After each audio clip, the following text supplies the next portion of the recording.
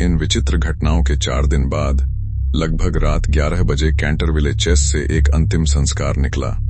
शव वाहिनी को 8 काले घोड़ों ने खींचा था।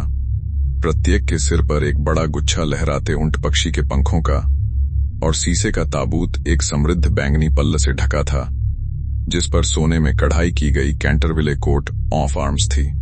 शव वाहिनी और कोच के किनारे नौकर जलती मशालों के साथ चल रहे थे, और पूरा जुलूस अद्भुत रूप से प्रभावशाली था। लॉर्ड कैंटरविले मुख्य शोकाकुल थे, विशेष रूप से वेल्स से अंतिम संस्कार में भाग लेने आए थे, और छोटी वर्जीनिया के साथ पहली कार्रिज में बैठे थे। फिर संयुक्त राज्य अमेरिका के राजदूत और उनकी पत्नी आए, फिर वॉशिंगटन और 3 लड़के, और आखिरी कार्रिज में मिसेज उम्नी थीं। सामान्य रूप से महसूस किया गया कि चूंकि वह जीवन के 50 वर्षों से अधिक समय से भूत से डर रही थीं, उन्हें उसका अंत देखने का अधिकार था।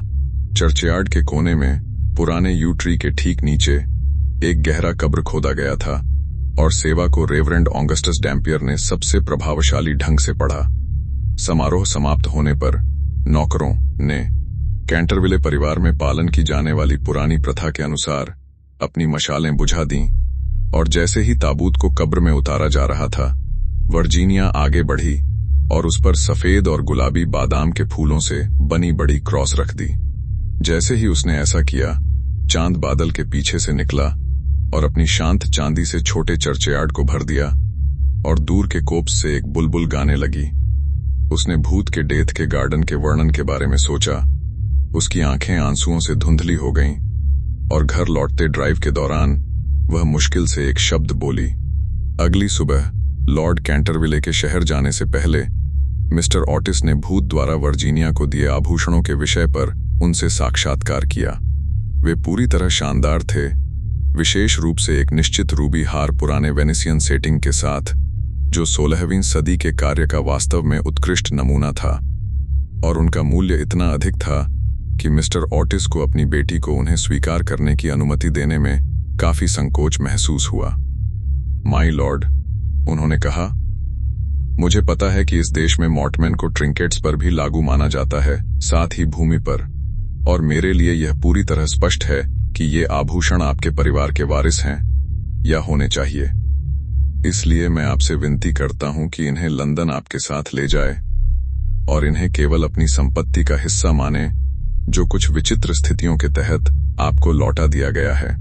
मेरी बेटी के लिए वह केवल एक बच्ची है, और मुझे खुशी है कि अभी तक ऐसी आलसी विलासिता के सामान में बहुत कम रुचि रखती है।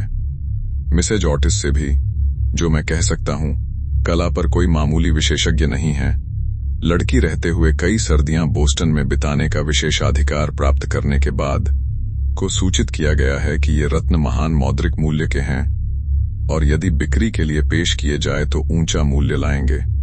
इन परिस्थितियों में लॉर्ड कैंटरविले, मुझे विश्वास है कि आप पहचानेंगे कि मेरे परिवार के किसी भी सदस्य के पास रहने देना कितना असंभव होगा, और वास्तव में सभी ऐसी व्यर्थ गहने और खिलौने जितने ब्रिटिश कुलीन वर्ग की गरिमा के लिए उपयुक्त या आवश्यक हों, गणतांत्रिक सादगी के कठोर और मैं विश्वास करता हूं अमर सिद्धांतों पर पले पोए लोगों के बीच पूरी तरह से अनुपयुक्त होंगे। शायद मुझे उल्लेख करना चाहिए कि वर्जीनिया बहुत उत्सुक है कि आप उसे डिब्बा रखने की अनुमति दें, आपके दुर्भाग्यपूर्ण लेकिन गुमराह पूर्वज की स्मृति के रूप में। चूंकि यह अत्यंत पुराना है और इसलिए काफी मरम्मत से बाहर, आप शायद उसकी विनती का पालन करने के योग्य समझें। मेरे अपने भाग के लिए मैं कबूल करता हूं कि मुझे अपनी संतान को किसी भी रूप में मध्ययुगीनता के प्रति सहानुभूति व्यक्त करने पर काफी आश्चर्य हो रहा है, और केवल इस तथ्य से इसका कारण बता सकता हूं कि वर्जीनिया का जन्म आपके लंदन के एक उपनगर में हुआ था। मिसेज ऑटिस के एथेंस की यात्रा से लौटने के थोड़े बाद लॉर्ड कैंटरविले ने सम्मानित राजदूत के भाषण को बहुत गंभीरता से सुना, कभी कभी अपनी ग्रे मूंछ खींचते हुए अनैच्छिक मुस्कान छिपाने के लिए, और जब मिस्टर ऑटिस समाप्त हुए तो उन्होंने उसे गर्मजोशी से हाथ मिलाया और कहा, मेरे प्यारे सर, आपकी आकर्षक छोटी बेटी ने मेरे दुर्भाग्यपूर्ण पूर्वज सर साइमन को एक बहुत महत्वपूर्ण सेवा प्रदान की है, और मैं और मेरा परिवार उसके अद्भुत साहस और हिम्मत के लिए उसके बहुत ऋणी हैं। भूषण स्पष्ट रूप से उसके हैं, और इगैड, मुझे विश्वास है कि अगर मैं हृदयहीन रूप से उन्हें उससे ले लूं, तो वह दुष्ट बूढ़ा 2 सप्ताह में कब्र से बाहर आ जाएगा, मुझे नरक का जीवन जीने पर मजबूर करके। वारिस होने के लिए कुछ भी वारिस नहीं है जब तक कि वसीयत या कानूनी दस्तावेज में उल्लेख न किया गया हो, और इन आभूषणों का अस्तित्व पूरी तरह अज्ञात रहा है। मैं आपको आश्वस्त करता हूं कि मेरा उन पर आपके बटलर से अधिक दावा नहीं है, और जब मिस वर्जीनिया बड़ी हो जाएगी तो उसे पहनने के लिए सुंदर चीजें रखना अच्छा लगेगा। इसके अलावा आप भूल जाते हैं मिस्टर ऑटिस कि आपने फर्नीचर और भूत को मूल्यांकन पर लिया था, और भूत से संबंधित कुछ भी तुरंत आपकी संपत्ति में चला गया, क्योंकि रात में कॉरिडोर में सर साइमन ने जितनी भी सक्रियता दिखाई हो, कानून की दृष्टि से वह वास्तव में मृत था, और आपने खरीद द्वारा उसकी संपत्ति प्राप्त की।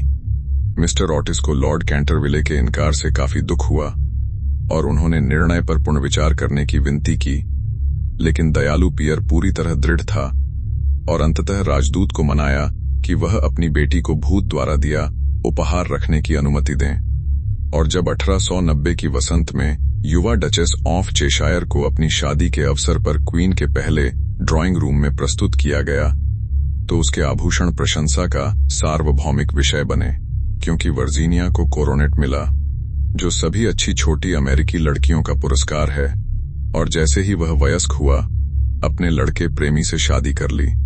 वे दोनों इतने आकर्षक थे, और वे एक दूसरे से इतना प्यार करते थे कि हर कोई मैच से प्रसन्न था, पुरानी मार्क्विस ऑफ डम्बल्टन को छोड़कर, जिसने अपनी 7 अविवाहित बेटियों में से एक के लिए ड्यूक को पकड़ने की कोशिश की थी और उसके लिए 3 महंगे डिनर पार्टी दिए थे।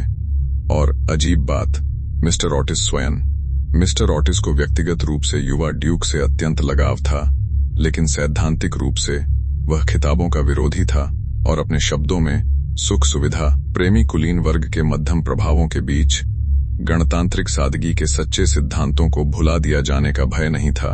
हालांकि उनकी आपत्तियां पूरी तरह खारिज कर दी गईं, और मुझे विश्वास है कि जब वह सेंट जॉर्जेस हनोवर स्क्वायर के गलियारे में अपनी बेटी को अपनी बांह पर टिकाए चले, तो पूरे इंग्लैंड की लंबाई और चौड़ाई में कोई गौरवान्वित व्यक्ति नहीं था। ड्यूक और डचेस हनीमून समाप्त होने के बाद कैंटरविले चेस चले गए, और उनके आगमन के अगले दिन दोपहर में वे पाइन वुड्स के पास एकाकी चर्चयार्ड की ओर टहलने गए। सर साइमन के टॉम्बस्टोन पर शिलालेख के बारे में पहले बहुत कठिनाई हुई थी, लेकिन अंततः सरल प्रारंभिक अक्षरों को उत्कीर्ण करने का फैसला किया गया। पुराने सज्जन के नाम के और लाइब्रेरी खिड़की से पद्य। डचेस ने कुछ सुंदर गुलाब लाए थे, जो उसने कब्र पर बिखेर दिए, और कुछ समय तक उसके पास खड़े रहने के बाद वे पुराने एबे के खंडहर चैंसल में टहलने लगे। वहां डचेस एक गिरे हुए स्तंभ पर बैठ गई, जबकि उसके पति उसके पैरों पर लेटे सिगरेट पी रहे थे और ऊपर उसके सुंदर आंखों की ओर देख रहे थे। अचानक उसने सिगरेट फेंक दी, उसके हाथ को पकड़ा और कहा, वर्जीनिया, एक पत्नी को अपने पति से कोई रहस्य नहीं होना चाहिए। प्रिय सिसिल, मेरे पास तुमसे कोई रहस्य नहीं है। हाँ है, उसने मुस्कुराते हुए जवाब दिया। तुमने कभी मुझे नहीं बताया कि जब तुम भूत के साथ बंद थीं तो तुम्हारे साथ क्या हुआ। मैंने किसी को नहीं बताया, सिसिल, वर्जीनिया ने गंभीरता से कहा। मुझे पता है, लेकिन तुम मुझे बता सकती हो। कृपया मत पूछो सिसिल, मैं तुम्हें नहीं बता सकती। अरीब सर साइमन, मैं उसे बहुत कुछ देनदार हूं। हाँ, हंसो मत सिसिल, मैं वाकई हूं। उसने मुझे जीवन क्या है और मौत क्या दर्शाती है, और क्यों प्रेम दोनों से मजबूत है, दिखाया। ड्यूक उठा और अपनी पत्नी को प्यार से चूमा।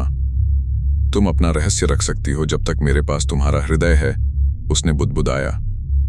तुम्हारे पास हमेशा वह रहा है सिसिल, और तुम हमारे बच्चों को एक दिन बताओगी ना। वर्जीनिया शर्मा गई।